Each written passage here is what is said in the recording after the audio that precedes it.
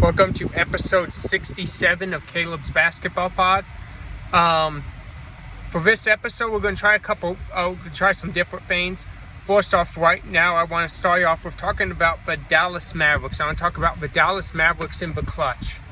Dallas in the clutch last season were really good. You had Kyrie Irving, Luka Doncic to finish games off. Towards the end of the year after the trade deadline, you had P.J. Washington and Derrick Jones Jr. manning down the defense along with Gafford or Lively, whoever you decided to play. Well, now at this point, you no longer have Derrick Jones Jr., as we know. You still have everyone else that I named, but you have Klay Thompson. Well, in the last game against the Denver Nuggets, Klay Thompson took one shot in the final 7 minutes. You need to get him involved more, especially because of the attention guys like Luka Doncic and Kyrie Irving's going to draw. Especially against the Nuggets, Kyrie Irving had a 40-some point game. I mean, that's really good, but you also have to know when to pass. You have to know when you're being double teamed. You have to know you have one of the greatest shooters of all time in Klay Thompson right beside you. So I think a lot of it is getting used to having Klay Thompson because P.J. Washington, Derek Lively Jr., they're not those knockdown shooters. They have their fair share of shots, especially in the playoffs, clutch shots and stuff like that. But you still have to realize you have Klay Thompson, the greatest shooters of all time, and you need to utilize him more. That would be a problem fixing number one.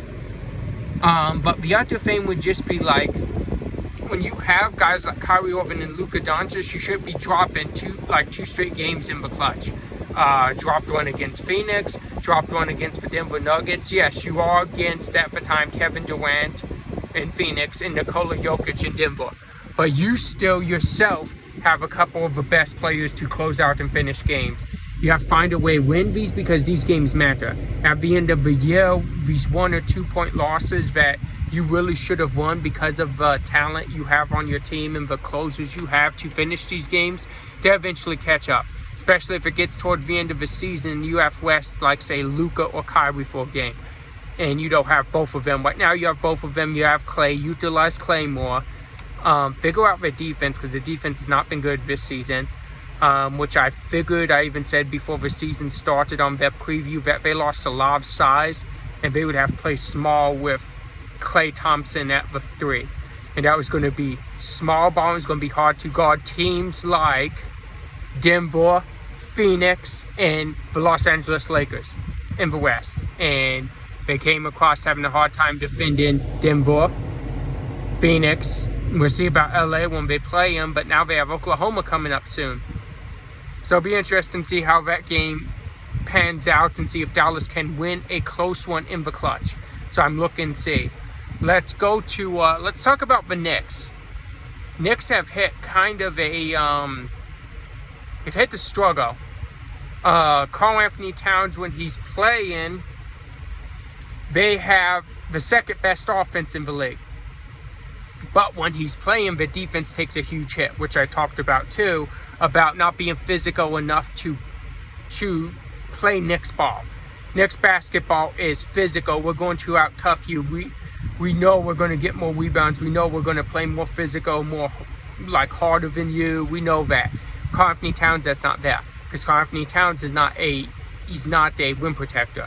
He's just never been. Rudy Gobert was got to help try to make him better defensively, and Minnesota did have a top defense last season, but it was not really Towns. Towns was picked to defend enough to get guys into Rudy Gobert so Gobert can block him. Well, you can't defend enough to get them into the guy who's supposed to block him because you're the guy that's supposed to block him in New York. But without Karl Anthony Towns on the floor, the Knicks have the second best defense in the whole league. What does that tell you? Towns does not fit that Knicks style of play. He fits a Western Conference shootout style of play. He does not. He just doesn't fit the New York Knicks physical, tough style. And I don't think it's a bad trade. I just think he'll be better when Mitchell Robertson or you trade for a center and you play Towns at the 4. And you start bringing Josh Hart off the bench. You start Brunson, Bridges, OG, Towns, and Mitchell Robertson, or another 5 that maybe you acquire at the trade deadline. But I think that's going to be how you get the best, and I think that's going to be the only way you keep your defense at top 5, which we know the Knicks are capable of defending. And also, I just say this, like, give the Knicks time. It's a lot of new players and all trying to adjust to a new system. The thing I worry about, just for the Knicks in general, is how patient is management and ownership going to be with Tom Thibodeau? Are they going to get rid of him because the Knicks are struggling with this roster instead of giving him time to put his pieces together? But on the side for Thibodeau is he needs to learn to trust bench players more. Saw the game last night. He played about all of his starters 40 minutes. Can't do that. This is way too early in the season. We're about 12 games in the season for most teams. You gotta play you guys 40-some minutes at 12 games in the season. You have to rest them. You have to give them time. Real quick to wrap things up here. We're going to, like I said, we're going to change some things. We're no longer doing all these picks or this or that. We're going to do a pick of the day for each.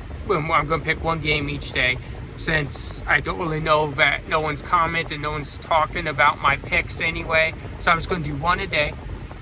And you go from there. Pick it if you want. Don't pick it, but hey, I'm going to give you one smart expert pick a day. And here we go. Today's game of the day is the Los Angeles Clippers at the Oklahoma City Thunder. They have the Thunder at -6.5. And we're going to go over 221 on the point total. And I'm picking the Clippers on this. Thunder, we're going to see how they play without Chet Holmgren for the foreseeable future. And the Clippers have been rolling, so I'm going for Clippers tonight. That is it for this episode. Come back and see me on Wednesday, and we're going to talk some more hoops, and we're going to come up with some fun games. And yeah, we'll go from there. This NBA season's rolling, and we're having fun watching it. Enjoy and keep watching. Stay tuned.